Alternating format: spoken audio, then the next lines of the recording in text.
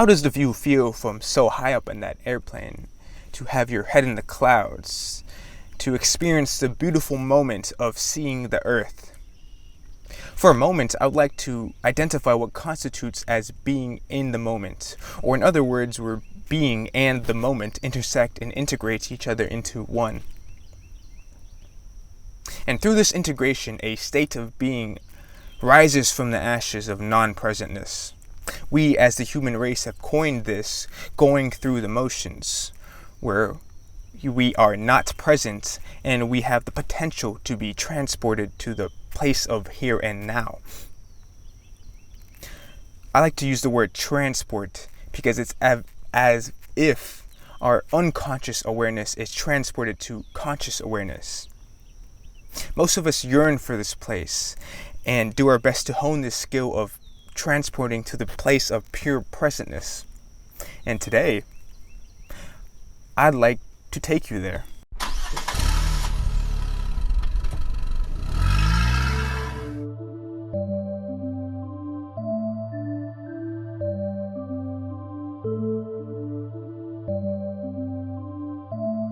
We've arrived at scenario 1.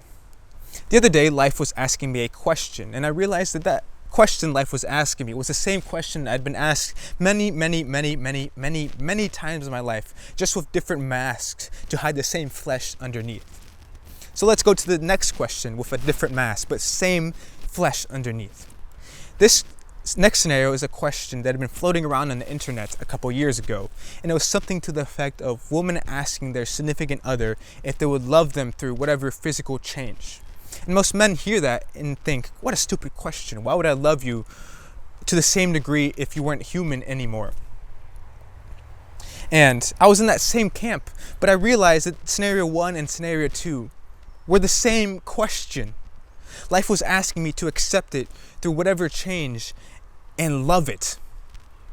Now, I know that doesn't make total sense, so let me expand upon that.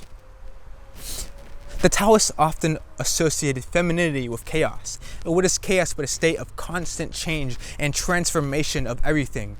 And what is life but a series of knowns and unknowns? And it's full of chaos and it's crazy because life is, you can never go back to what it was. It's full of chaos and death and disarray.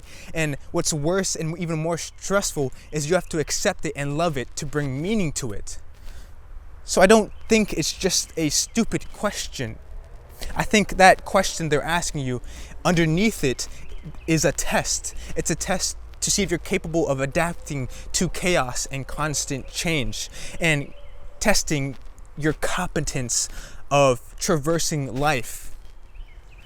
Or at least that's how I interpret it.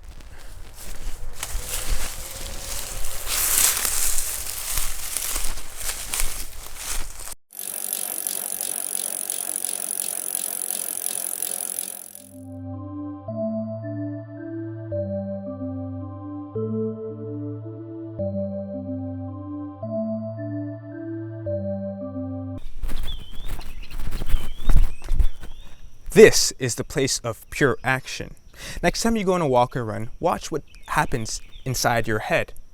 I observed two things: the me that questions and the me that answers. The me that questions, should I go on a run?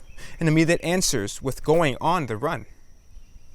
And through this questioning and answering, we can be slingshotted to the place of here and now, the place of pure presentness. Can we define this place? Can we measure this place? What is the evolutionary purpose of this place? Well, that should be easy. It gets us into action. But what is the evolutionary purpose of non-presentness? Does it let us contemplate past presence? Does it let us contemplate a way to make the future present better? What happens when we are running? Are we constantly charging into the unknown and we are engaged and confident in what we are doing? I love this place. I think this place is beautiful. This place, I keep talking about this place. I want to stay here forever. Yet, I am really tired and I need a rest.